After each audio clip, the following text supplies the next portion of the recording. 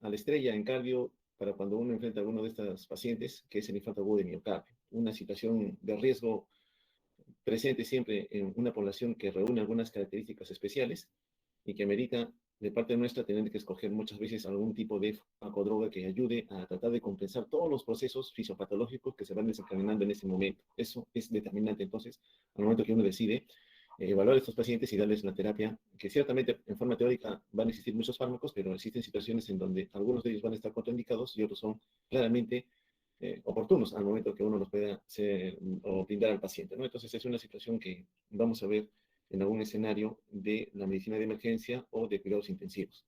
El otro grupo es aquella población que, teniendo factores de riesgo, tiene ya un daño en garantizar un flujo adecuado de sangre al miocardio, pero el paciente es un paciente ambulatorio, se está todavía manejando en domicilio, hace algunas actividades laborales, otras físicas, pero ciertamente con algún tipo de menoscabo en la función de bomba, que en algún momento lo arriesga a que puede haber algún tipo de descompensación mayor.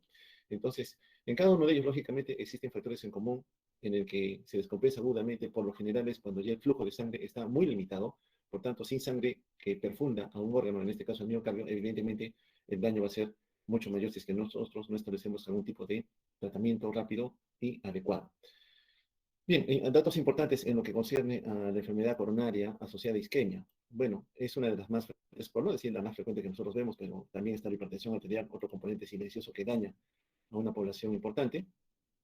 Sabiendo que la angina de pecho, una sensación de dolor torácico que el paciente pueda presentar en forma aguda o en forma intermitente o de vez en cuando hace actividad física, nos lleva a sospechar de que el paciente tenga algún cuadro de isquemia a nivel de miocardio. Es decir, la cantidad de oxígeno que llega al miocardio es insuficiente. Y sin oxígeno, evidentemente, ese miocardio sufre, porque es parte de un órgano que siempre está en movimiento, que siempre está en actividad, que siempre demanda energía. Por tanto, si no le ofrecemos lo que necesita, evidentemente va a haber un desbalance. Necesito hacer una labor, pero no hay la oferta suficiente para cumplir un trabajo. Y la liberación de los mediadores que vayan a tener aquí ocasionan el dolor que incomoda mucho a este paciente y que lógicamente alarma a la familia y él mismo y lo trae al escenario de emergencia. La causa más común para disminuir el flujo de sangre que lleva la isquemia es una obstrucción a nivel de la arteria coronaria, es decir, el tronco, que es un cuadro bastante grave, o alguna de sus ramas, que lógicamente van a disminuir el flujo de sangre, por lo general asociados a una placa de grasa, a un ateroma, que está presente en algún lugar del territorio coronario. El desorden fisiopatológico que explica este desorden básicamente está representado por este desbalance entre la capacidad de ofrecerle al miocardio sangre de calidad, oxígeno y sustratos energéticos asociados a la demanda. Es decir, la bomba, para cumplir el trabajo, necesita una oferta continua. Le damos la oferta necesaria de oxígeno y sustratos energéticos, la bomba sigue trabajando. Si la bomba tiene una demanda incrementada y la oferta no es suficiente, hay sufrimiento. Si la oferta es insuficiente, la bomba tiene trabajo normal, también vamos a generar problemas. ¿De qué depende estas variables entonces que se generan en algún momento con una súbita? Como podemos nosotros quizás tratar de representar en el escenario patológico que veíamos en los pacientes, del equilibrio entre la circulación que debe llegar a nivel de miocardio, representada por la oferta de oxígeno, y esta oferta se determina por la patencia de las arterias coronarias. Si yo tengo unas arterias coronarias sanas, con un calibre adecuado, voy a garantizar que haya flujo de sangre siempre y cuando no existe algún disturbio en la hemodinamia. Entonces, si yo tengo arterias coronarias sanas, evidentemente garantizo la oferta de oxígeno al miocardio. Y la demanda que el miocardio tiene, ¿en qué situaciones podría ciertamente verse afectada? Cuando la frecuencia cardíaca por alguna condición se incrementa. El corazón tiene que iniciar ciclos cardíacos más acelerados. Hay aumento de la demanda, porque está haciendo un esfuerzo mayor. Cuando tenga que vencer una poscarga incrementada. Evidentemente, la elevación de la presión va a ocasionar que ese miocardio tenga que hacer mayor esfuerzo, aumentar la contractilidad para poder vencer esa resistencia. Entonces, cualquier fenómeno en donde se induzca la taquicardia, la elevación de la presión o haya un esfuerzo mayor del miocardio, una situación de estrés, ese miocardio tiene que responder, ya está viendo aumento de la demanda. Entonces, si este individuo tenía coronarias sanas, lógicamente yo voy a garantizar que en estas situaciones de aumento de demanda, yo le voy a ofrecer lo que necesita. Pero ¿qué ocurre si la coronaria ya está afectada? Ya tiene un diámetro de luz que no le va a garantizar un flujo continuo de sangre en situación de estrés. Evidentemente el paciente va a tener un sufrimiento. Evidentemente el paciente va a tener alguna situación de peligro. Entonces eso ciertamente a nosotros nos debe preocupar, porque si nosotros no tratamos de llevar otra vez a mantener un equilibrio entre oferta y demanda, y hay más demanda que la capacidad de ofertar sangre de calidad a esta parte del corazón, lógicamente vamos a generar un problema. Un problema que en el tiempo puede dejar una secuela. Y el corazón que está en movimiento, dejando una parte sin el mismo movimiento que eventualmente se necesita para bombear la sangre, vamos a llevarlo al cuadro de insuficiencia cardíaca aguda, si es que este escenario ocurriera súbitamente. Lo común es ver a este paciente, ¿no? Un paciente de edad avanzada, quizás diabético, quizás hipertenso, quizás fumador, quizás sedentario, con hiperlipidemia, quien súbitamente, en algún momento de su vida, presenta un dolor, como él está cogiéndose la línea media del pecho, ¿no? Un dolor opresivo, como que algo estuviera atracado allí y no permite darle algo de comodidad. Algunas veces asociado a sensación de falta de aire, algunas otras con irradiación del olor al hombro izquierdo, a la mandíbula al izquierdo, al cuello, o irradiado a dorso. La aparición de una sudoración importante en el paciente, ¿no? Sensación de mareo. Entonces, ese contexto clínico que trae el paciente nos hace sospechar altamente que quizás tenga un cuadro coronario, conocido en medicina como síndrome coronario agudo. Bueno, entonces, las situaciones con aumento de la demanda, aumentó mucho la demanda. Tengo un paciente con aumento de frecuencia cardíaca, un paciente con aumento de la presión arterial, un paciente que en situación de estrés tiene que aumentar la contractilidad, gasto cardíaco en general, lógicamente tiene una demanda incrementada. Y a veces la oferta no es suficiente. No tengo capacidad de garantizar eso porque la coronaria de este paciente lamentablemente ya está afectada. Entonces vamos a ver de aquí en adelante que tenemos un conjunto de drogas que pueden hacer que la demanda disminuya. Si lógicamente mi paciente está taquicárdico, me conviene tenerlo dentro del rango normal, 60-100. Si la presión está elevada y eso aumenta demanda, yo tengo que bajar la presión arterial con algún antihipertensivo que se revisó el día de ayer. Si la contractilidad está muy incrementada por una situación, tengo que disminuir. Manejando esos procesos, yo logro bajar la demanda y mantengo la oferta. En otro escenario digo, no, también podría aumentar la oferta, a pesar de que la coronaria está afectada. Sí, existe un conjunto de drogas que también yo podría utilizar para hacer que la arteria coronaria que tiene músculo liso haga que ese músculo liso se relaje. Al relajarse aumenta el diámetro, aumenta el flujo. Entonces, de una u otra manera, a veces trabajando con demanda, a veces trabajando con oferta, o con las dos, busco mantener otra vez este equilibrio. Si no lo mantengo, si no lo obtengo, evidentemente, ese desequilibrio que pueda persistir en el tiempo va a dañar al miocardio y puede ser finalmente perjudicial. Existen entonces un conjunto de drogas abocadas unas a manejar factores de riesgo, es obeso, es sedentario, es fumador, es hiperlipidémico, es diabético, por ejemplo. Esas situaciones uno busca, bueno, puedo controlar esos procesos, que deje de fumar, que haga actividad física, que controle mejor los niveles de glicemia, que reduzca los niveles de colesterol, por ejemplo, ¿no? Entonces, medidas que van a prevenir la aparición del daño. Pero cuando yo lo tengo, indefectiblemente tengo que ir ya a hacer uso de diferentes drogas.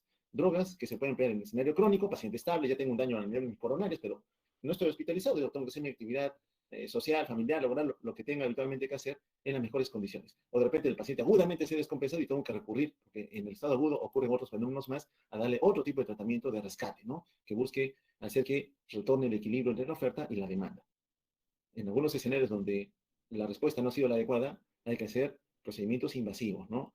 Ingresar al territorio vascular que está dañado y en forma mecánica buscar que se reaperture el flujo. ¿No? Eso ya concierne a otro tipo de proceso que en este escenario, siendo farmacología, no lo vamos a revisar. ¿Qué ocurre entonces en aquel paciente que tiene una enfermedad coronaria que lo lleva a la isquemia? Debemos entender una cuestión importante. Todos nosotros, desde que nacemos, vamos a tener en mayor o menor medida, dentro de nuestro lecho vascular arterial, la acumulación de placas de grasa. ¿No? Vamos a acumular placas de grasa. Entonces, estas placas de grasa que se van formando, lógicamente lo que hacen es que el diámetro del vaso se reduzca. Una cosa es tener un diámetro normal, como el que están viendo aquí arriba, y otra cosa es ver que el diámetro se ha reducido por la presencia de esas placas de grasa. Entonces, conforme vamos avanzando en edad, naturalmente va a ocurrir que vamos a ir formando esas placas de grasa. Se acelera el proceso, son placas mucho más grandes, más dispersas en el lecho vascular cuando el individuo tiene otras condiciones. Por ejemplo, el paciente diabético es un paciente ateromatoso por excelencia. Cuando hagamos clínica, le hacemos una tomografía a un paciente diabético por otra condición, muchas veces vemos que toda la aorta, desde su nacimiento hasta que comienza a ramificarse, está inundada de ateromas. Las arterias renales, las arterias, todas están llenas de ateromas, típico del paciente diabético, porque tiene una predisposición, dado los niveles de hiperglicemia que lo han ido acompañando y que generan a nivel subendotelial una serie de cambios que van a ver cuando revisen ustedes fisiopatología de la diabetes. Pero se favorece mucho la formación de estos ateromas, ¿no? Entonces, yo tengo ateromas ya en mucho de mi lecho vascular, ustedes también, pero quizás el tamaño sea aún menor. Lógico es que si se van sumando enfermedades o condiciones de riesgo, estos ateromas van a ir creciendo de forma mucho más acelerada. ¿Y qué es lo que sucede habitualmente en ese escenario del individuo que tiene una placa ateromatosa? Esto que vemos aquí es un ateroma, que está formando parte de la luz del vaso. La luz del vaso original, lógicamente, era mucho mayor, pero el ateroma en crecimiento está ocupando parte de ese espacio. Por tanto, ha reducido la luz, lo que ven en blanco, aquí, perdón, es la luz del vaso, está reducida a la mitad prácticamente, porque el ateroma está ocupando la mitad del espacio que ésta tenía antes. Bueno, ¿cuál es el peligro de estos ateromas que pueden suscitarse en algún momento? Que la cubierta fibrosa que tiene se pueda romper. Recuerden que por esta luz del vaso fluye la sangre. Y como va fluyendo la sangre, va raspando, va rasgando, va estirando, va tensionando a las células endoteliales.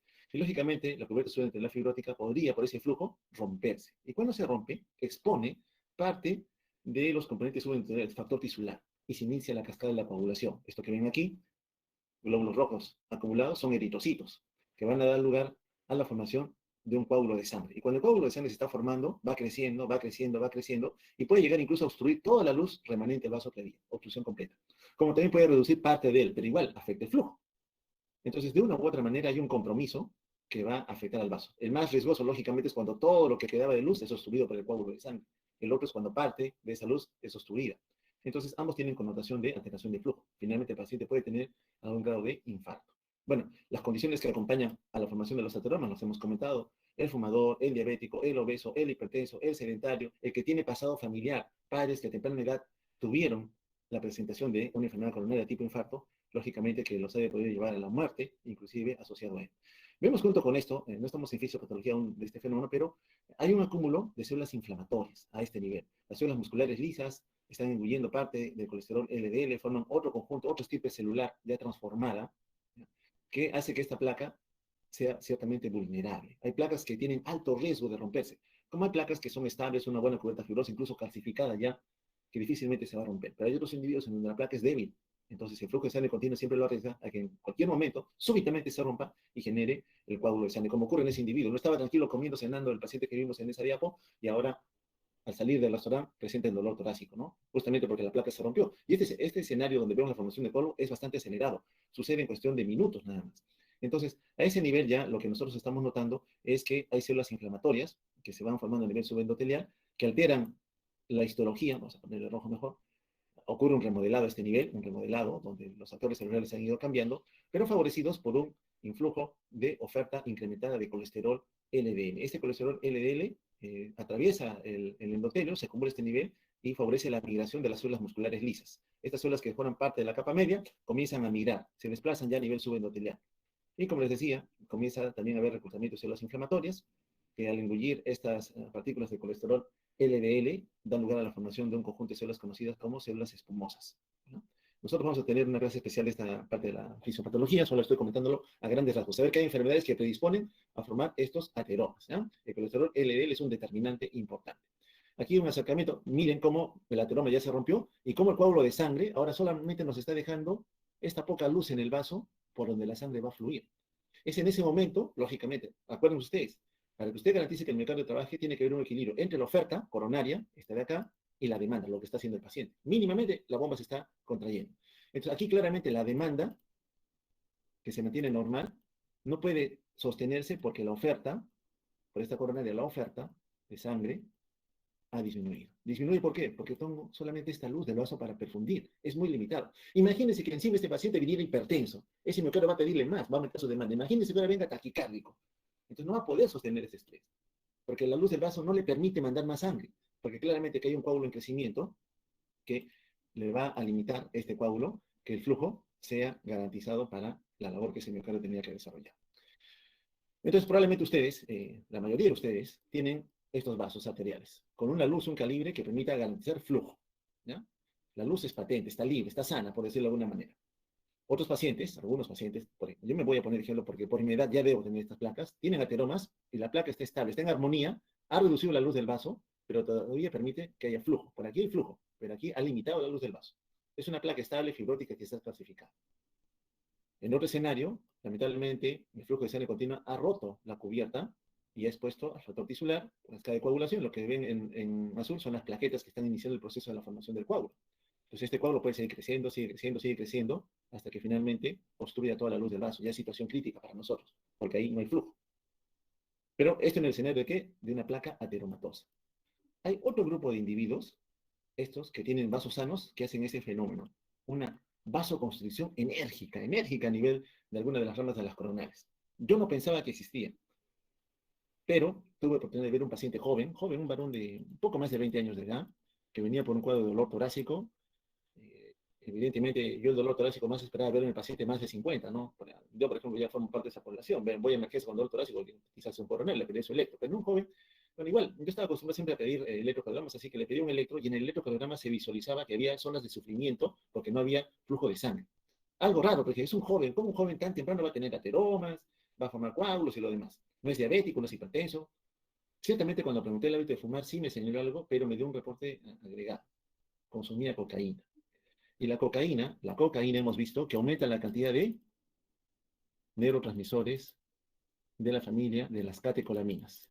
Y las catecolaminas, cuando se liberan a nivel periférico músculo liso, ¿qué es lo que inducen? Intensa vasoconstricción. Entonces hay cuadros de isquemia que se generan por intensa vasoconstricción de alguna de las ramas de las coronarias. Y la cocaína es un estimulante. Entonces, en el joven no cree que no tenga, siempre preguntar si ha habido consumo o exposición a alguna droga. Hay que ser un poco finos en preguntarles porque algunos se sienten ofendidos. Quién sabe, sin intención ha podido ingerir alguna de estas sustancias. Miren este escenario, ¿sí? ¿Alguien está hablando? Miren este escenario, tenemos una arteria coronaria, en amarillo vemos un ateroma que está obstruyendo el 50% de la luz del vaso. Entonces, este paciente, quién sabe yo, me pongo de ejemplo otra vez, tengo un riesgo potencial de hacer angina en algún momento. ¿En qué momento va a ser angina? Yo estoy tranquilo. Sí, pues profesor, usted está tranquilo porque está sentado dando la clase. Pero pongo ejemplo que me llaman de emergencia ahorita, me dicen, hay un paciente que está chocado, voy corriendo, o está en paro. En esa carrera que voy dándole yo, mi estrés, mis catecolaminas, ¿qué van a hacer? Inducen vasoconstricción. Entonces, este diámetro que está al 50% va a bajar a 40-30%.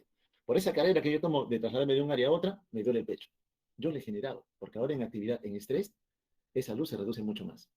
Y sucede a veces, ¿no? El individuo está tranquilo, está viviendo con su placa termatosa, pero es sedentario, pues, pero cuando lo sometes a estrés, ya comienzan a haber problemas. Aquí, por ejemplo, miren, este es otro paciente ateromatoso, pero con la luz del vaso, francamente, mira, 99% de obstrucción. Este individuo, estando en reposo, si estuviera en su cama, simplemente ya estaría agitado, cansado, porque en reposo, un 1% de flujo no le garantiza nada.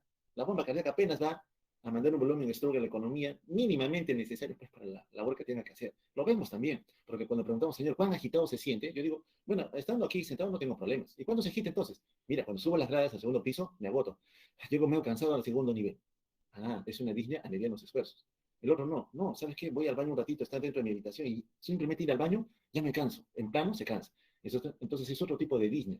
Según la aparición de los síntomas de falta de aire con el esfuerzo físico, yo puedo graduar cuán grave es la disnea y cuán grave sería el proceso que lo está induciendo, condicionando, que en este caso sería una limitación al flujo de sangre. Otro con el ejercicio, la situación de estrés, una sepsis, una infección.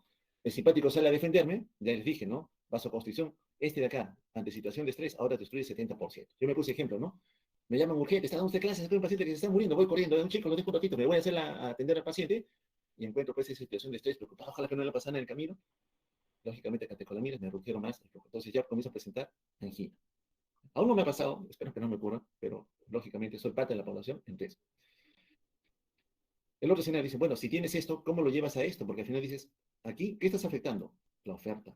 La oferta de la mano con quién va? Con coronarias. Usted cuando dice oferta está hablando de arteria coronaria. Muy bien, ¿habrá un mecanismo para que yo diga, relajo el músculo liso y otra vez se dilata el vaso y con eso, como vemos la flecha gruesa, otra vez hay flujo? Sí, vamos a ver que hay algunas drogas que trabajando con músculo liso aperturan el vaso y permiten que el flujo vuelva a recuperarse. Cuando no se consigue, el procedimiento invasivo tiene que primar, ¿no? ¿Qué es el invasivo? Te metes con una guía aquí, colocas un stent de metal que apertura el vaso. ¿Ya? No estamos en esa clase, lo vamos a ver, repito, en fisiopatología asociada a la teromatosis, al infarto. Entonces son piezas, en Netter está muy bien dibujado en relación a cómo quedan las ramas de las coronarias con la presencia de estos ateromas. Aquí hay un ateroma, esta es la luz del vaso para que fluya la sangre, 50% de compromiso. Aquí ha habido un ateroma que en algún momento rompió su pared, formó un coágulo, esto reciente, y ¿qué te dejó? Una reducción de la luz del vaso. Mire, de aquí un 50%, yo diría que le quedará un 20% de luz del vaso. Igual acá, un ateroma que está formando un coágulo aquí, también un 20%. Aquí agudo, ¿no? Este mismo, el pueblo fue creciendo y no respetó nada, no le importó, cierro todo el vaso. Y lo cerró, pues, ¿no? Cero flujo. Si no hay flujo, la parte distal a este vaso se muere. Aquí se está organizando, pero ya, esto es después de días. Después de días, el coágulo que se formó se organiza y llega a esto, comienza a destaparse. Pero ya que me importa, digo yo, si ya se murió el miocardiocito, ya ha pasado semanas, recién se está destapando esta rama de la coronaria, ya es innecesario, no me sirve. Por tanto, en escenario agudo, nosotros tenemos que actuar rapidísimo, tenemos solo algunas horas para, idealmente el paciente siente dolor, soy diabético, hipertenso, fumador, obeso, lo que sea, tiene que ir a emergencia rápidamente, porque puede tratarse un síndrome coronario. No, mejor espero 2, 3 horas, 4 horas, mejor voy mañana. Y así ocurre, nos llegan los pacientes ya con un infarto evolutivo, donde poco es lo que podemos ofrecer, por lo menos acá en TAM. Si estuviéramos en otro lugar, ICP, ¿no? Intervención coronaria percutánea, colocarle un catéter stent para poder dilatar la coronaria otra vez. Aspectos importantes en relación al flujo, las arterias coronarias irrigan al miocardio de afuera hacia adentro, ¿ya? De afuera hacia adentro, perdón, acá está, de afuera hacia adentro. Entonces, esta es la coronaria derecha, esta es la coronaria izquierda, ingresan desde afuera, desde el epicardio, y comienzan a mandar sus ramas, de epicardio a endocardio. ¿Ya? Entonces, cuando disminuye el flujo por alguna condición, el primero en sufrir la reducción de flujo es la parte distal. El endocardio comienza a sufrir cuando se reduce el flujo, porque él está más lejos. En cambio, el epicardio que está más cerca todavía recibe sangre. Pero si todo el tronco estuviera obstruido por un coágulo y la obstrucción es completa, todo lo que viene aquí, todo se muere, porque está sustituyendo al tronco que alimentaba todo. Cuando se obstruye parcialmente, sufre el subendocardio. Ese es el que sufre. Pero cuando es todo, toda la pared se necrosa, se muere. Entonces es importante saber que la irrigación al nivel del miocardio es de afuera hacia adentro, de epicardio a endocardio. Por eso es que en el electrocardiograma vamos a ver algunos cambios. Ya vamos a tener una clase de electro rápida, los voy a saturar un día, creo que va a ser el día martes, solo electro, para que entremos antiarrítmicos el día miércoles. Así que ese día descansados. Aquí vemos entonces una placa, un ateroma que está aquí presente, que permitía flujo, y de repente se rompió, un coágulo se formó, y mira, obstruyó todo, no hay sangre que pueda fluir. Y si no hay sangre que fluye aquí, en este territorio, se obstruyó completamente, todo esto se muere. Esto es infarto. ¿Se infartó? Si yo sé la causa, tengo poco tiempo, todavía puedo recuperar el miocardito, son 2 horas, 4 horas, 6 horas, todavía puedo hacer algo. En Tacna, digo, porque en otros lugares hay otros mecanismos, ¿no? Bueno, aquí el electro, que lo vamos a ver la próxima semana, simplemente saber que el electrocardiograma, cuando viene ese paciente, el que vimos en el caso Viñeta, y llega a emergencia, lo tomamos en el electro, en rojo está marcado ya las señales de daño, ¿no? Las derivadas precordiales, V2, V3, V4, muestran ya una alteración en el segmento ST, que me dicen, este paciente es infartado. La cara anteroseptal está infartada, justo aquella que irriga la descendente anterior, que lo vamos a ver también en la siguiente clase que tenemos la próxima semana. Entonces hay una zona de infarto. Ya se infartó. Entonces el objetivo es justamente poder reperfundir. Entonces cuando uno ve cuadros de isquemia, el paciente viene con dolor, toma el electro le dice si la obstrucción es completa o no, sí, le va a ayudar mucho a definir si la arteria o la rama de la coronaria se ha obstruido completa o parcialmente. ¿Qué es obstrucción completa? Esto que ve acá. El coágulo ha obstruido toda la luz. No hay luz por donde fluye. Aquí, en cambio, es parte de la luz. Acá está el coágulo de sangre. Pero aquí hay luz. Por acá fluye todavía algo. Menos mal. Pero aquí es una obstrucción completa. El electro, como les digo acá, ST elevado. Aquí, un ST no elevado. Eso lo vamos a ver la próxima semana. Rapidito lo vamos a revisar. Entonces, de una u otra manera, todos son isquemia. Lógico que este es mucho más grave, porque sí tiene más riesgo de llevarte al infarto si no hacemos algo. Este es el infarto, no una pieza anatómica donde ya se ha perdido miocardio. Entonces, cuando uno ve un paciente con enfermedad isquémica, puede enfrentarse a pacientes estables, muchos son estables, están circulando ahí, esperando que pase algo, sí, pues súbitamente va a ocurrir, va a venir emergencia, y este es el que viene emergencia, ¿no? Aquel en donde la placa se rompió, porque la placa es la cosa más frecuente. Entonces, cuando uno ve un síndrome coronario agudo, dice, se habrá obstruido completamente la arteria, te da un patrón, ST elevado. Se ha obstruido parte de la luz de la arteria, te da otro patrón electrocardiográfico, ST no elevado. O quizás recién está empezando, no tengo muy claro qué sea el infarto, angina inestable le llamamos a ese escenario. El infarto de por sí, sabemos que va asociado a la presencia de isquemia. No perfundo bien, no lleva oxígeno, no se genera ATP, el miocardio sufre. Entonces, el infarto para mí es muerte de células, muerte. No hay sangre, muere el miocardiocito. Entonces, cuando hablamos de infarto, sea con obstrucción parcial o sea con obstrucción completa, vamos a encontrar evidencia de muerte celular. Cuando la célula muere, libera su contenido. ¿Cuál? Troponinas. Entonces, me duele el pecho, sospechoso. El electro, sospechoso. Y salen las troponinas elevadas, confirmado, es un infarto. Pero cuando tiene dolor, tiene un electro que es sugerente de infarto, pero no hay evidencia de muerte celular, no hay troponinas altas, a eso la llamamos angina inestable. ¿Ya? En este escenario la obstrucción todavía no es completa. Es importante recordarlo. Pero vamos a ver en otro. Otro aspecto importante a nivel de flujo sanguíneo coronario. Normalmente ustedes, ustedes más que yo, si ahorita nos pusimos en situación de estrés, ya chicos, tienen 20 puntos en su examen si es que vamos a hacer una carrera, partiendo del Lóbalo Cusco al Lóbalo Pucoyay. Muy bien. Dicen, bueno, ¿quién no quiere 20 puntos, no? Todos conversando, charlando, dialogando, estamos en el Lóbalo Cusco, estamos con un flujo sanguíneo coronario, en un valor de flujo de 1. Entramos en estrés, vamos a correr, comenzamos a correr, y el miocardio te pide más, la coronaria, entonces tiene que ir a la par de la demanda del miocardio, sube la oferta, hasta casi 4 veces más. Es el flujo máximo que pueda tener. Eso en un sano, ustedes. Pero yo, sometidos a la situación de estrés, probablemente no llegue a Lóbalo de Pucoyay, probablemente llegando, ¿qué les diré? Pues al Bímicus ya estaré apenas llegando, ¿no? Entonces, ¿qué quiere decir eso? Que mi flujo está a un valor menor. Y si soy diabético, mucho menor. Si soy diabético hipertenso, mucho menor. Si soy obeso, mucho menor. Entonces, cada individuo tiene reservas, en este caso a nivel de coronarias, para garantizar que se mantenga el flujo. Eso es importante también saber, que esos individuos, lógicamente, no están en esa capacidad. Bueno, sabiendo esto, este pequeño preámbulo ya no he querido ser tan extenso desde el punto de vista fisiopatológico, sabiendo que para usted, ¿qué cosa es? Desequilibrio oferta-demanda. Coronaria oferta, demanda, lo que el miocardio tiene que hacer, contraerse a una frecuencia, a una fuerza contractilidad para vencer una poscarga. Muy bien, perfecto. Entonces, los fármacos van a ir abocados a tratar la aparición de la isquemia miocárdica.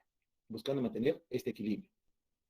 Entonces, los fármacos antianginosos pueden trabajar a diferente nivel. Por un lado, disminuyendo frecuencia cardíaca, usted se acordará de algunos. Por otro lado, disminuyendo poscarga, trabajando con músculo liso, vascular periférico. ¿Ya? Para que haya músculo liso vascular periférico, ya saben ustedes que este músculo responde al estímulo adrenérgico. Pero para que se contraiga, una cosa es el estímulo adrenérgico, también necesita calcio. Entonces ya sabemos que con músculo liso podemos trabajar con esos dos escenarios. Y un tercero, ¿puedo relajarlo también? Sí. Me han hablado algo del óxido nítrico. Sí, señor, también ahí puedo utilizarlo para bajar la poscarga. Lo mismo puedo emplear para las venas. Los nitratos, por ejemplo, trabajando con óxido nítrico, me pueden ayudar en dilatar las venas, atrapar más sangre, y si atrapo más sangre, bajo la precarga. ¿No? Entonces, otro objetivo también es trabajar con precarga. Oiga, pero usted está trabajando solamente por acá. ¿Y qué hace para vencer el flujo coronario? Sí, usted también puede trabajar con la irrigación de las coronarias, porque las coronarias también tienen músculo liso. Sí, usted también puede trabajar con esas drogas para garantizar flujo sanguíneo coronario. Muy bien, dicho esto entonces, y entendiendo bien el proceso que ocurre en lo concerniente al isquemia y miocardio, los fármacos que nosotros podemos utilizar están resumidos aquí. Nitratos orgánicos, ya sabemos que buscan dilatar los vasos. Antagonistas de canales de calcio, yo ya sé que el calcio cuando entra induce contracción, por tanto puede actuar a nivel del músculo liso, del lecho vascular periférico, como también de las coronarias.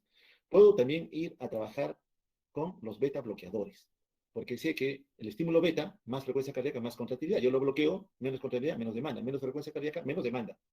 Y el último, que no lo vamos a tocar, es en relación, bueno, se ha formado un coágulo, pero lógicamente yo digo, tengo que destruir el coágulo, sí señor, pero esa clase no la hacemos ahora. De anticoagulantes me parece que tienen ustedes otra clase, pero hay un tratamiento también dirigido a manejar al coágulo de sangre. Antes la hacía, ahora ya no me meto con eso porque no me corresponde, pero solamente lo estamos comentando. Muy bien, entonces hablemos primero que nada de los nitratos, ¿no? Los nitratos. Los nitratos trabajan tanto en el lecho vascular arterial como también en el lecho venoso. Por tanto, dilatan, relajan músculo liso, tanto del lecho arterial como venoso. Más del lecho venoso que del arterial. Para que afecte al lecho arterial hay que aumentar la dosis. Quiere decir esto, que cuando yo indico un nitrato, el primer órgano diana o estamento diana que van a actuar o sobre el cual van a influir es el lecho venoso. Es lo primero que van a hacer, te bajan precarga.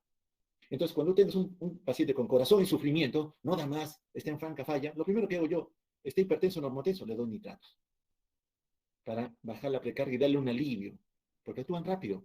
Ya te está bajando precarga, ese corazoncito te lo va a agradecer. Ahora, si está muy hipertenso, puedo estar incrementada, lógicamente digo, no, esta dosis no. Quiero no solamente que estén las venas, quiero que también las arterias participen de la ayuda a este miocardio. Entonces le aumento más la dosis y cojo a las arterias. Pero ojo, que cuando bajas precarga, bajas el retorno venoso, bajas volemia. Si bajas volemia, bajas presión. Cuidado con el paciente que está medio hipotensón. Si tú le das nitratos al paciente que está algo hipotenso, 90-60, 80-50, lo vas a hipotensar más. Cuidado. Por eso, fíjate cómo está viniendo el paciente. La teoría te dice sí, pero también tienes que ver cómo está ingresando el paciente. Muchos pacientes, por ejemplo, pongo un ejemplo, 140-90, con esta presión yo sobrado le doy su nitrato. Si viene con 200-100, mejor todavía le doy nitrato alta dosis. Pero si me viene con 90-50, yo ya sé que este paciente me va a hipotensar. Entonces, no, vamos con calma. Lo primero diré, no, no, no. Vamos mejor a trabajar mejorando la fuerza contactil con el paciente y luego que haya mejorado la presión, recién puedo de repente usar los nitratos. Depende del escenario. En la circulación, entonces, a nivel sistémico, los nitratos trabajan con arteriolas, sí, es cierto, induciendo la vasodilatación. Reducen poscarga y a nivel venoso también inducen vasodilatación porque relajan músculo liso, reducen retorno venoso, reducen precarga. Entonces, ¿qué están haciendo? Le están dando una ayuda a ese miocardio en sufrimiento. Lógico es que en ese escenario en donde se dilatan los vasos, al bajar la resistencia vascular periférica, inmediatamente una señal de alarma se detecta. Ha bajado el flujo y se activa el sistema renina-angiotensina, aldosterona. Porque como hay vasodilatación, creen que algo está afectando el flujo. Se activa ese sistema. Pucha, que yo tengo una buena respuesta y ahora viene esta a malograrme todo el escenario. Sí, pues porque es una respuesta automática.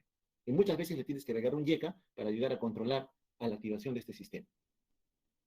En el tiempo tienen un inconveniente, causan tolerancia, ocasionan taquifilaxia. Es decir, esa dosis que venía dando repetitivamente, lo hemos dicho, ya no resulta ser efectiva para conseguir lo que queríamos con el paciente. Y un hecho importante también con los nitratos, también trabajan con las arterias coronarias, también las dilatan. Entonces, por un lado, la demanda trabajando con el lecho arterial y venoso, va a ser manejada adecuadamente. Y por otro, la oferta, trabajando con coronarias, dilatan las coronarias. Cuestión que pareciera ser que el nitrato es excelente. Sí, señores, son muy buenas drogas. Resuelven muy bien por las mucosas, por la piel, hay en parches, y por el aparato digestivo. Se biotransforman en nivel hepático, se convierten en otros productos, la nitroglicerina en dinitratos activos. Esta es la droga base, la más barata, la más cómoda, para mí la más segura. Comercialmente tenemos el dinitrato de isosorbide, que a nivel hepático se biotransforma en mononitratos activos, y otro que es el isosorbide 5 mononitrato, que se puede aplicar por vía sublingual también. Bueno, la tolerancia que hablamos hace un instante. Cuidar mucho la dosificación. Dejar siempre un periodo muerto entre dosis y dosis. No siempre, si es cada 8 horas, no 6, 2, perdón, 10 de la noche. No, no, no, no, no. Mejor 6, 12, 6. 12 horas libre de droga para hacer que las células todavía respondan a los nitratos que le estamos brindando. Entonces, la frecuencia de administración me ayuda a mí a que la tolerancia no esté presente en los pacientes. Ahora, ¿por qué se produciría la tolerancia en este caso? Argumentan que había una acumulación de sustratos que no pueden ser manejados por pérdida de radicales sulfidrilo. Cada vez que se forma el óxido nítrico, el GMP cíclico y la variante para poder relajar el músculo liso, hay un uso de radicales sulfidrilo, los cuales se agotan, ya no hay. Entonces, esa pérdida induce falta de respuesta. La otra explicación es por producción de peroxinitritos, aquellos que se van biotransformando rápidamente. El organismo se encarga ya de convertirlos en metabolitos inactivos. Y el otro es el neurohormonal. Entonces, como las venas se han dilatado, hay una disminución del volumen que está circulando efectivamente, el sistema renina-angiotensina se activa. Entonces, tienes uno que promueve la relajación del vaso y el otro que, al ver que por esa relajación hay menos volumen circulante efectivo, trata de buscar la compensación y retorna todo a los valores de base normales. Entonces, esa respuesta puede también limitar el éxito que tenemos cuando indicamos los nitratos con alguna condición. Bueno, sea que se administre en forma pura como nitroglicerina, sea que tenga que biotransformarse a nivel hepático en otros nitratos, estos van a ingresar a nivel subendotelial. Y cuando ingresan estos nitratos, lógicamente tienen también un metabolismo a nivel del lecho subendotelial. Este es el endotelio, este es el subendotelio, en donde el objetivo principal es aumentar la cantidad de GTP, ¿no? Aumentar la cantidad de GTP. El efecto que se va a tener aquí es que se van a reducir los niveles de calcio. No hay calcio, no hay vasoconstricción, al contrario, favorezco la vasodilatación. Ese es el efecto. Esto es lo que busco con el nitrato, muy bien. Pero en ese escenario hay una acumulación de peroxinitritos. Los peroxinitritos ocasionan tolerancia. La acumulación evita que se forme GTP. Los radicales sulfidrilo se van agotando. No tengo cómo haya más radicales sulfidrilo para seguir formando óxido nítrico.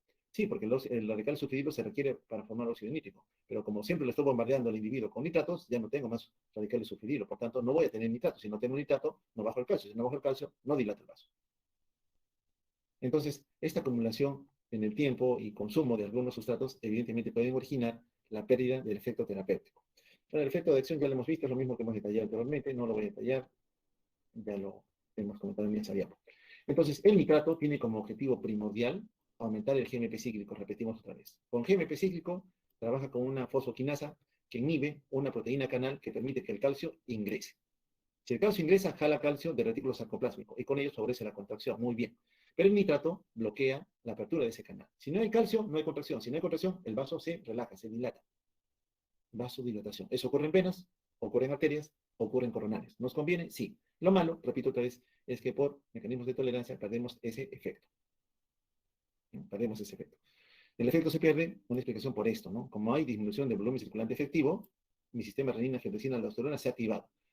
El aumento de angiotensina 2 que favorece vasoconstricción. Otra vez, venas contraídas, arterias contraídas, coronaria contraída. Tolerancia. Tolerancia. Y lógicamente perdemos el efecto de protección que queremos buscar para los coronarios.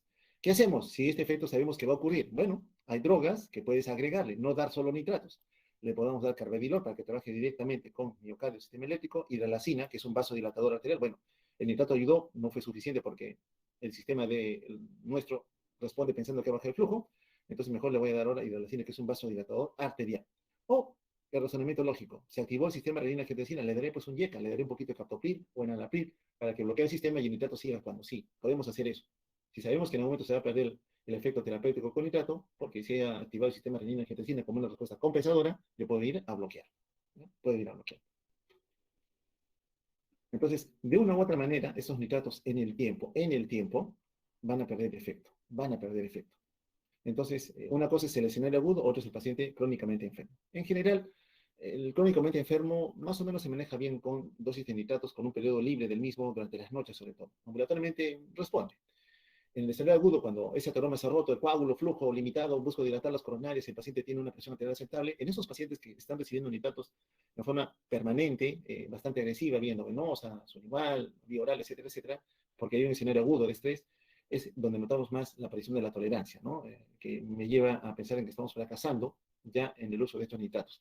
Entonces, sabiendo que esto puede ocurrir, justamente tenemos que tener otras herramientas de control de esa tolerancia que sucede en el ámbito agudo, no en el crónicamente enfermo, sino en el paciente agudo. Interacción farmacológica, bueno, ya sabemos que bajan presión arterial, entonces cuidado con los pacientes que vienen con presión arterial limítrofe. Pueden interactuar con algunos fármacos que el paciente ya esté recibiendo o haya consumido. Uno característico es el sildenafilo, el Viagra, ¿no? Utilizado para la impotencia sexual, disfunción eréctil. Este Viagra trabaja inhibiendo a una enzima, la fosfodiesterasa. ¿Qué es lo que hace fosfodiesterasa? Agarra al AMP cíclico, agarra al GNP cíclico y los destruye. Sildenafilo inhibe esta fosfodiesterasa para que haya más de estos segundos mensajeros. En el caso del hecho vascular pulmonar, porque ahí se usó al inicio, y también a nivel de los cuerpos cavernosos, a nivel de los genitales del varón, inducen vasodilatación, para que haya más flujo de sangre y mantenga lógicamente la erección, ¿no? Con ese fin es que se utiliza. Bueno, entonces ya el mecanismo de acción es haciendo, el sildenafilo inhibe la fosfodiesterasa. Con ese objetivo, en esos órganos bien. Pero en un individuo que tiene una situación de estrés, como es un paciente con isquemia aguda de miocardio, puede potenciar el efecto bloqueando justamente a estos segundos mensajeros y llevando a que el individuo presente una vasodilatación marcada, mayor a la habitual. El paciente se torna más hipotenso, hace mucha mayor hipotensión. Lógicamente, si el GMP cíclico evita que el calcio ingrese y el calcio produce vasoconstricción, el GMP cíclico es el que no haya calcio, muy bien. Está dilatando vasos, muy bien. Al dilatar vasos, ¿qué hace? Baja la presión, perfecto. Y ahora este individuo está tomando un fármaco que bloquea la enzima, que destruye el GMP cíclico, entonces hay GMP cíclico que sigue actuando de más. Es decir, la caída de la presión arterial va a ser mucho mayor, porque estás bloqueando aquella enzima que se encargaba de manejar al GMP cíclico. Yo recuerdo un caso, estamos atrasados, pero voy a correr un poquito más. Yo recuerdo un caso de un paciente que entró con un infarto agudo de miocardio, el cual sucede mientras él mantenía relaciones sexuales, un paciente diabético. Entró más o menos normotenso, ¿no? Empezamos con nitratos igual esquema, y nitratos, enoxa, aspirina, clopidogrel, todo nuestro combo habitual para el infarto.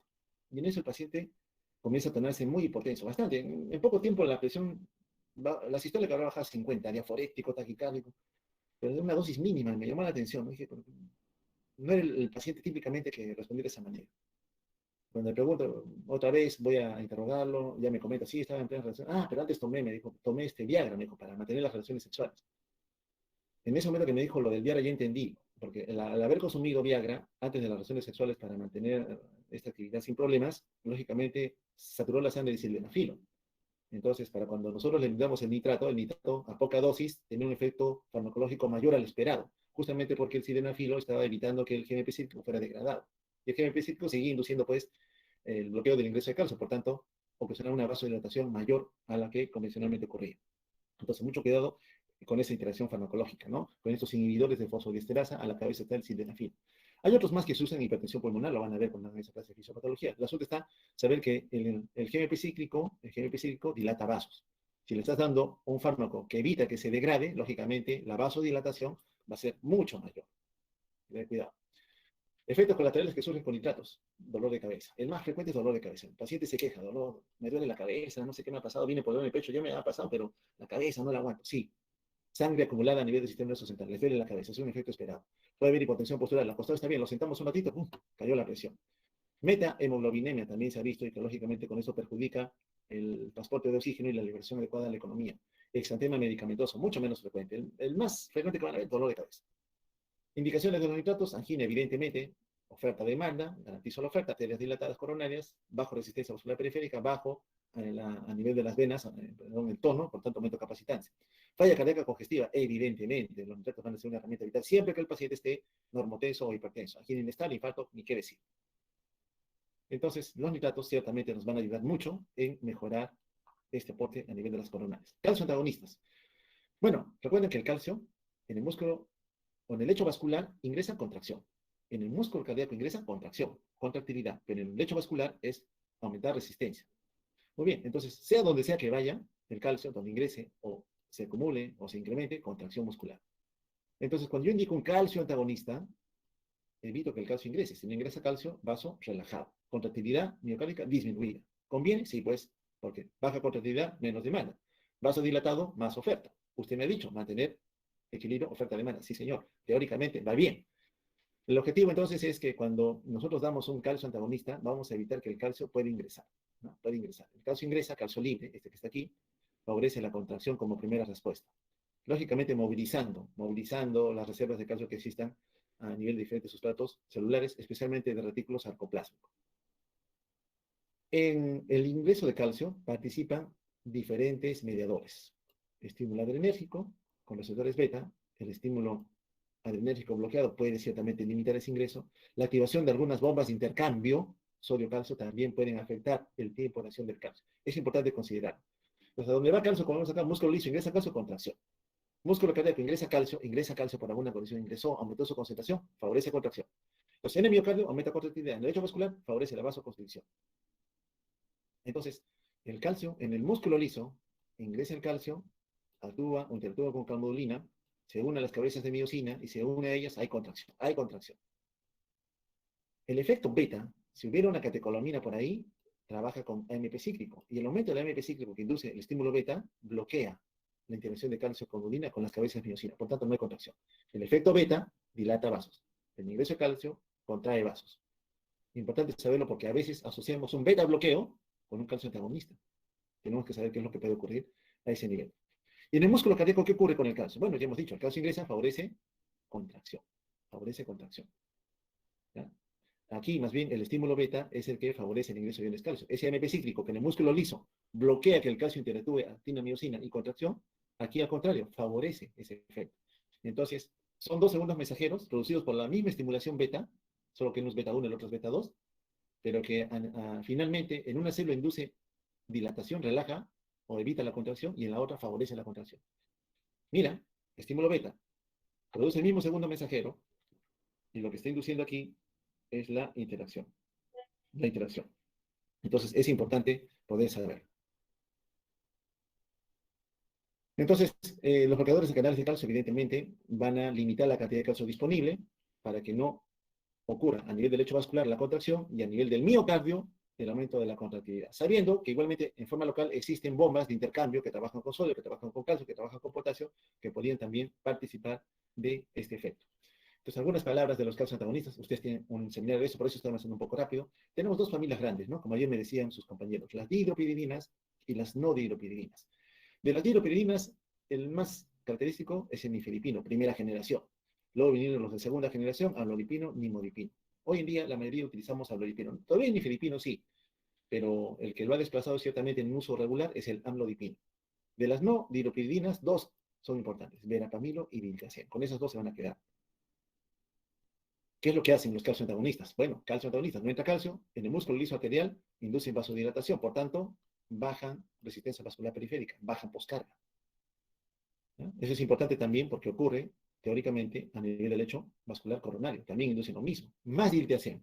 El diltiazem es mucho más indicado en ese escenario. Pero no olvidemos que el calcio, a nivel del sistema eléctrico del corazón, también puede, ciertamente para nosotros, ver limitado su ingreso. ¿Por qué? El potencial de acción del sistema eléctrico se activa porque hay ingreso de iones calcio. Entonces, si usted bloquea calcio antagonista, bloqueador de canal de calcio, no ingresa el calcio, enlentece la aparición de esos potenciales. Por tanto, baja frecuencia de descarga en el nodo sinusal y en el nodo auriculoventricular. Mecanismo de acción, entonces, calcio antagonista evita que el calcio ingrese al interior de la célula. Este es el receptor, proteína en realidad de transporte, con la cual interactúa el calcio, ingresa, y lógicamente una vez que ingresa, favorece, si es músculo liso, contracción, si es músculo cardíaco, contracción, o si es sistema eléctrico, también la despolarización efectiva a nivel de la membrana. Aquí vemos los sitios de unión de los calcio antagonistas, ¿no? Diltiazem tiene un sitio de unión específico en la proteína canal, nifedipino tiene otro sitio de unión, verapamilo tiene otro sitio de unión. Quiere decir que cada una de estas drogas actúan sobre la proteína canal, pero no en el mismo lugar. Entonces esto ya lo vimos. Ya músculo liso, sabemos que el calcio ingresa a vasoconstricción, músculo cardíaco aumenta también la contracción. Ya lo vimos hace un instante, por eso la corro mucho más rápido. Entonces, en algún escenario uno podría decir, ¿los calcio antagonistas me conviene? Sí, pues porque usted cuando usa un calcio antagonista, aquí, un bloqueador de canal de calcio, perdón, se nos fue, un bloqueador de canal de calcio, relaja el músculo liso, lo dilata bajo poscarga. El mismo efecto esperaría usted encontrar a nivel de las coronarias. Pero como también el calcio es necesario para potenciales de acción del sistema eléctrico, también vamos a ver que influyen sobre la descarga que se ve aquí. En forma negativa, lógicamente, porque va a limitar la cantidad de descarga. Hay un conjunto de drogas que aún no las hemos tocado, pero que a veces indican el esquema, son los beta bloqueadores. ¿Puede haber interacción cuando yo a un paciente que está recibiendo un calcio antagonista decido darle un beta bloqueador? Sí. Si yo sé que el calcio antagonista atenúa la descarga del sistema eléctrico, baja la frecuencia de descarga, y ahora decido darle un beta bloqueador. El estímulo beta hace que descargue más rápido. El bloqueo va a hacer que descargue más lento. Tú le estás dando dos drogas que buscan el mismo objetivo, se potencia. ¿Qué efecto puede haber acá? Que nuestro paciente venga bradicárdico, bradicardia severa. Cuidado entonces. Tenemos que saber en qué lugares actúa la droga. Y si al momento de incorporarle, a veces ocurre una segunda droga, esa segunda droga podría incrementar un efecto farmacológico. Nos ha pasado. Pacientes que reciben calcioantagonistas en la casa, por ejemplo, le están dando amlodipino, ¿no? Y alguien por ahí le receta bisoprolol, que es un beta bloqueador. Y el paciente viene agotado, cansado, lo ven en tópico, le toman un electro, frecuencia cardíaca 40, 36, 30 por minuto. Entonces viene con una arritmia sintomática. Pero el antecedente atribuimos que es farmacológico. Entonces, dejamos de dar los fármacos, esperamos 2 o 3 días y el paciente gradualmente va aumentando su frecuencia cardíaca. Hubo interacción, se potenció. Entonces tenemos que saber lugares de acción para evitar que exista algún tipo de complicación. Beta bloqueo, cuidado en el paciente asmático, ¿no? El paciente asmático tiene una tendencia a cerrar los bronquios. Recuerden que para aumentar el tono bronquial hay músculo liso también ahí. El estímulo beta lo relaja al músculo liso bronquial. Pero si le das un beta bloqueo, puedes estimular la contracción. Entonces puede un paciente coronario con infarto, con isquemia, necesitar beta bloqueo, sí, pero era asmático. Estaba bien controlado su asma. Ahora le diste el beta bloqueo, se descompensa el asma. ¿Por qué? Porque ahora tú estás bloqueando las vías que normalmente estimulaban que el músculo liso bronquial estuviera relajado. Entonces es importante también saber ese tipo de interacción. Nifedipina, efectos que tiene, media la vasodilatación, relaja el lecho vascular periférico, sí, pero como otra vez vuelve a caer el volumen circulante efectivo porque hay vasodilatación, el simpático se activa, libera catecolaminas, pensando que algo ha ocurrido. Y también el sistema renina-angiotensina también se activa. Entonces me consigue bajar tono vascular, pero la respuesta compensadora ocurre también a la par que se está consiguiendo este efecto farmacológico. Reacciones adversas con este nifedipino, sí, dolor de cabeza, sobre todo si lo damos por vía sublingual. Edema mareolar, edema en los tobillos. Más lo he visto con amlodipino que con nifedipino. Pero sí, algunos pacientes que empiezan tratamiento con estos calcio antagonistas, al cabo de 1 o 2 semanas, vuelven o nos llaman diciendo, ¿sabe qué, doc? Se me están hinchando los tobillos. Es un efecto adverso al calcio antagonista. Sí lo he visto con algo de frecuencia cuando se ha indicado ese tipo de drogas. De las no dihidropiridinas, ¿qué podemos decir? Verapamilo y ditastreno. Bueno, actúan sobre el lecho vascular periférico, sí. Actúan sobre el miocardio, sí. Pero también actúan sobre el sistema eléctrico. Recuerda, van a apagarlo. Pueden ocasionar disminución de la frecuencia cardíaca. Músculo, lógicamente, no entra calcio, limitan la contractilidad. Sobre el lecho vascular actúan, pero como bien dice aquí, no son tan selectivos, pero sí pueden actuar. Sí, sí actúan. No es que sea un efecto tan potente, pero por vía endovenosa sí, la respuesta es importante. Trabajan igual que los beta bloqueadores. Entonces, como bajan contractilidad el calcio antagonista, porque no entra calcio, no hay contractilidad del miocardio, puede deprimir la función del ventrículo izquierdo. Entonces, antes de darlo, hay que ver cómo está ese ventrículo.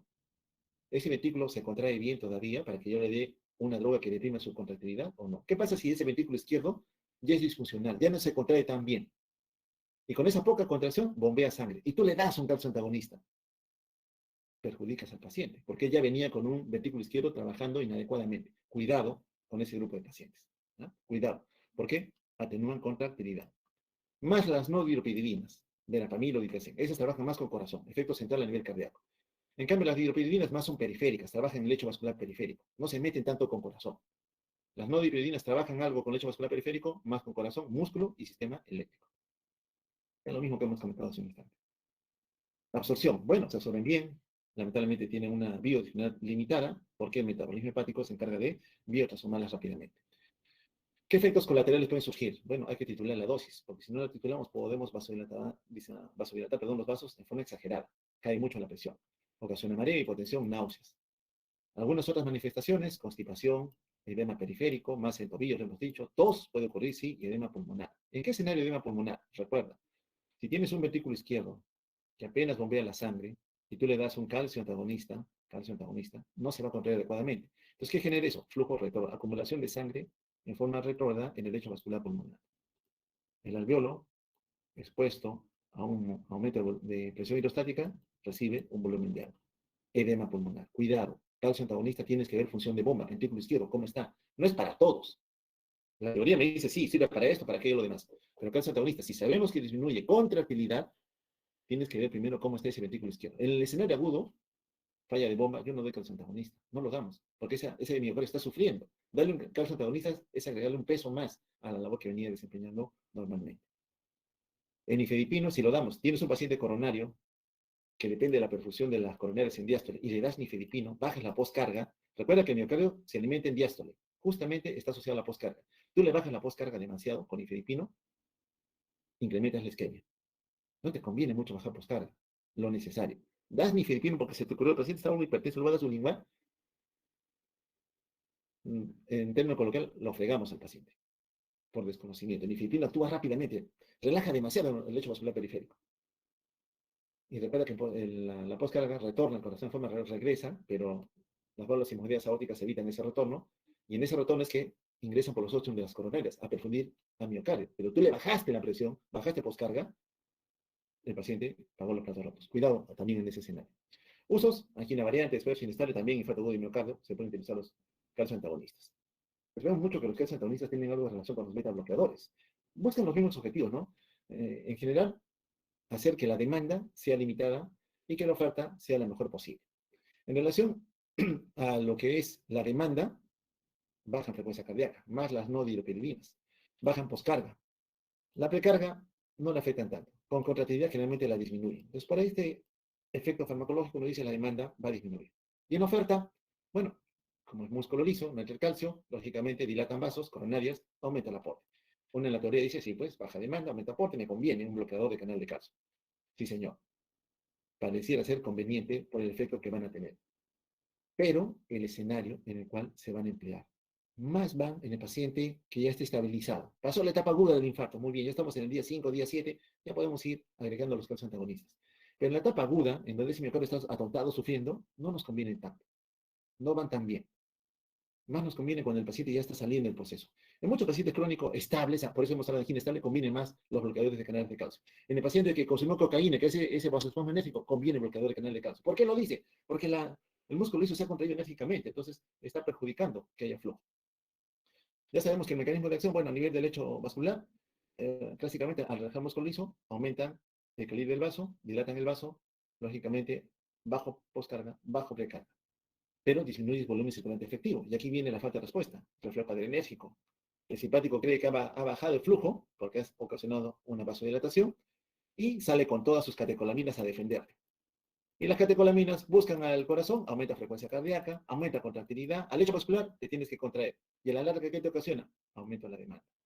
Cuidado, en la etapa aguda, el paciente ya entra estresado. Tú le das un calcio antagonista en la etapa aguda del fenómeno que hemos visto cuando se rompe la placa teramatosa, vas a exacerbar o incrementar la demanda que el miocardio tiene. No nos conviene. Cuidado, chicos. No siempre el calcio antagonista se indica en todos los escenarios. Hay que saber en qué momento lo vamos a dar. No digo que sean malas, son buenas, pero en un paciente más compensado, más estable. En el agudo enfermo, particularmente no lo damos. Efectos diversos entonces, verapamilo, lipidación, no diopidina, a nivel sistémico sí, a nivel central, corazón sí. Me sirve mucho como antiarrítmico, sí, evidentemente. Esto, vamos a ver dónde está. Como antiarrítmico. Taquicardia, paroxística supraventricular, fibrilación auricular. Trabajan con el nodo auriculoventricular. ¿Qué hacen aquí? Enlentecen la generación de potenciales de acción. Acá hay como, vamos a poner, 300 estímulos eléctricos que tratan de pasar al ventrículo. El nodo AB tiene que frenarlos. Si tú le das alguna de estas drogas, frenan mejor, filtran. No, los 300 no, solamente van a pasar 70, te pongo un ejemplo. Muy bien. Eso hacen estas drogas. A nivel nodo B, limitan la cantidad de estímulos eléctricos que tratan de pasar a nivel ventricular. Porque si pasara, el paciente vendría con 200, 300 de frecuencia cardíaca. Y si es que es un anciano, lógicamente al anciano no le conviene tener ese ritmo cardíaco porque evidentemente hay un aumento incrementado de la demanda de oxígeno, ¿no? Entonces, mucho cuidado también en los escenarios donde tenemos que indicar. Contraindicaciones. Bueno, si el paciente ya tiene un ritmo cardíaco bajo o está recibiendo un beta bloqueo que baja frecuencia cardíaca, no le vas a dar un calcio antagonista, porque el calcio antagonista va a potenciar que baje más la frecuencia cardíaca. No nos conviene. Si el paciente está recibiendo digital, que sé que baja frecuencia cardíaca y peor está intoxicado, tampoco le voy a dar un calcio antagonista. No me conviene. Ni mucho menos un beta bloqueo agregado. O sea, toda droga que trabaje con el sistema eléctrico para enlentecer la frecuencia de descarga, le sumas una segunda y una tercera, estás potenciando, estás favoreciendo que haya más bradicardia. No nos conviene. Y el otro escenario, si yo tengo un ventrículo izquierdo, este que está acá, ya disfuncional, ya trabaja mal, apenas se contrae, no le vamos a dar pues un calcio antagonista, no le conviene tampoco a este paciente. Hay un escenario particular de pacientes que tienen este desorden, estenosis aórtica, una válvula estenótica que limita que la sangre salga hacia la aorta, y otro es la miocardiopatía obstructiva hipertrófica. En el tracto de salida hay un engrosamiento del septo interventricular. Entonces, la sangre que está acumulada acá tiene que salir, pero encuentra un obstáculo. ¿Qué hace el resto del miocardio, del ventrículo izquierdo? Se hipertrofia para vencer esa resistencia. Se contrae para vencer esas dos resistencias. Y tú ahora le das un calcio antagonista para debilitar ese miocardio, ya no va a poder vencerlas. Otra vez fregamos al paciente. Entonces, si bien es cierto el calcio antagonista pareciera ayudarme en un escenario, si el paciente tiene algunas condiciones como las que estoy poniendo de ejemplo, o ya tiene un ventrículo izquierdo en falla, secuelado post-infarto, darle un calcio antagonista podría ciertamente perjudicar más la función de bomba, porque la bomba necesita que haya una contractilidad mínimamente asegurada para garantizar flujo. Entonces aquí también ocurre daños.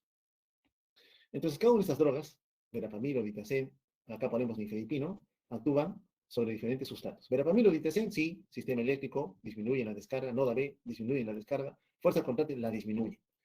Nifedipino no se mete con sistema eléctrico, no le hace nada. Él dice, no, para mi corazón no, ni me hable, no hace nada. Beta bloqueo, los beta bloqueadores sí, también. Deprimen descarga nodo sinusal, producen radical. Deprimen nodo B también. Disminuyen contractilidad. Beta bloqueador sí, también, porque el beta bloqueo, la estimulación beta aumenta contractilidad. Tú la bloqueas, disminuye contractilidad. ¿Qué pasa si a un paciente que estaba con beta bloqueo le agregas, le voy a dar verapamil o diltiazem también, potencias, más depresión del sistema eléctrico, mucha mayor depresión, más bajas contractilidad? Cuidado, agregar fármacos que hacen lo mismo te puede exacerbar algún efecto adverso. Entonces, dado que hemos hablado a cada rato de los beta bloqueadores junto con los calcio antagonistas, ¿cómo actúan estos beta bloqueadores? Bueno, para nosotros, hemos dicho que el calcio antagonista, en el escenario agudo, quién sabe, no nos conviene más. Los beta son piedra angular en el manejo de la cardiopatía isquémica. Sí han demostrado que la tasa de mortalidad disminuye en el tiempo. Y no solo para isquemia, también me ayudan a controlar al paciente hipertenso, también en el paciente que tiene arritmias, también en el paciente que tiene miocardiopatía de tipo dilatado sobre todo. ¿Qué objetivo tiene? Disminuir el consumo de oxígeno, disminuir la demanda. ¿Cómo la disminuyen? Porque baja frecuencia cardíaca. Estás usando un beta bloqueo. El estímulo beta aumenta frecuencia cardíaca, aumenta contractilidad. Aquí, al usar un beta bloqueo, la frecuencia cardíaca no está elevada, menos demanda. Disminuyen presión arterial, perdón, menos demanda. Disminuyen fuerza contráctil de miocardio, menos demanda. Entonces, el beta bloqueo pareciera ser ciertamente efectivo. Normalmente, el estímulo beta favorece que el calcio ingrese para que haya contracción. Si yo bloqueo al beta, no entra el calcio. No entra el calcio, no mejoro contractilidad. Entonces, ese es el mecanismo de acción. Vamos a quitar esto porque ya sabemos que cuando el simpático se activa, favorece que el calcio ingrese a nivel del miocardio. Ya sé, lo paso rápido nada más. Ya sé entonces que ese efecto esperado es a través del calcio. El calcio ha tenido que entrar, pero porque el beta le estimuló a que ingrese. Lo paso rápido porque no es muy necesario, no se preocupen. Y el beta bloqueo, entonces, ¿qué va a hacer? El beta bloqueo simplemente, impidiendo que el calcio pueda entrar por un mecanismo, no es un bloqueador de canal de calcio, él actúa a través de otro mecanismo, va a favorecer de que la frecuencia cardíaca disminuya, induciendo que el tiempo de diástole sea más prolongado. ¿Me conviene que el tiempo diastólico sea más prolongado? Sí, porque cuando la diástole se prolonga, el miocardio se perfunde. El miocardio se alimenta en diástole, el miocardio no se alimenta en sístole. Sístole, el miocardio no se perfunde. En diástole sí. Cuando hay mucha taquicardia, la diástole se acorta, el miocardio no se perfunde. Cuando el paciente tiene un ritmo cardíaco normal, entre comillas, 60-100, el miocardio sí se perfunde adecuadamente. Entonces me conviene. Pero como afecto contractilidad, puedo afectar el gasto cardíaco. Sí, puedo bajar el gasto cardíaco. Cuidado entonces, porque yo dependo de un gasto cardíaco para perfundir la economía. Si bajo demasiado el gasto cardíaco, podría perjudicar la perfusión. Entonces también sucede lo mismo. Tienes que evaluar cómo está el ventrículo izquierdo. Me importa entonces saber cómo está trabajando el ventrículo izquierdo. ¿Y cuándo se preocupa usted? Cuando le tomo el electro y el electrocardiograma me dice, es el ventrículo izquierdo que está infartado. Caray, más cuidado. Tengo que saber con cuánto de reserva ha quedado ese ventrículo izquierdo. Cuando me dicen, no, es el ventrículo derecho que está infartado, vamos tranquilos, no hay problema, porque es ventrículo derecho. No me importa mucho. Me preocupa, sí, pero no voy a estar tan preocupado como cuando me dicen que es el ventrículo izquierdo. ¿Por qué? Porque el ventrículo izquierdo es el que bombea la sangre de la economía, circulación sistémica. De él depende la perfusión. Y si yo voy a bloquear la capacidad contráctil que tiene el ventrículo izquierdo con un beta bloqueo, podría disminuir gasto cardíaco, que en el escenario de un paciente con infarto podría estar ya deteriorado, deprimido. Entonces también hay que tener cuidado. Casi siempre de la mano vamos dándole un estudio de ecocardiografía para ver cómo está la bomba. Un efecto agregado es que atenúa la liberación de renina. ¿Sí? ¿Por qué? Recuerda que a nivel del aparato yuxtaglomerular, las células JG expresan receptores beta. Pero como ahora tú estás bloqueando, no hay liberación de renina. Hay menos renina libre. Entonces ya no hay tanta activación del sistema renina-angiotensina aldosterona. ¿Ya? Entonces, los beta bloqueadores deprimen la actividad del sistema eléctrico, por eso son cronotrópicos, dromotrópicos negativos. Cronotrópico, menos descarga. Dromotrópico, velocidad de conducción. Inotrópico, inotropismo es fuerza contráctil. Lógico, no estimulo contracción del miocardio, menos enérgica, soy inotrópico negativo. Por todo esto estoy disminuyendo la demanda, disminuyo demanda, es antisquémico por tanto. Sabemos que pueden interactuar con otras drogas, sí, cuidado si alguien quiere darle algún calcioantagonista, digoxina, miodarona, cuando está recibiendo betabloqueo.